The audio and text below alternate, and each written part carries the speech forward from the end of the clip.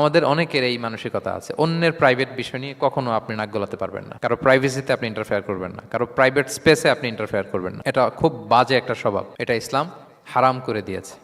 আমাদের অনেকের মধ্যে আছে খুঁটে খুঁটে, ভাই এটা কি ওইটা কি করছেন, সরকারি চাকরি না প্রাইভেট চাকরি, বেতন কত, বয়স কত, ওইটা কত ওইটা কত, হাবি যাবি, এটা তার ইটস নট হিজ বিজনেস। তারপরে মানুষ খুঁচিয়ে খুঁচিয়ে নিঃসন্তান দম্পতি আমি দেখেছি, তাদেরকে পেলে অনেকে, ভাই কি সমস্যা, কয় বছর হইল, বাচ্চা নিচ্ছেন না কেন, কবে হবে, কার সমস্যা, আপনার সমস্যা না ভাবির সমস্যা, বেটা তোর কি সমস্যা ওইটা বল। একজন নিঃসন্তান দম্পতি তারা কি স্ট্রাগলের মধ্য দিয়ে যায় আপনি জানেন?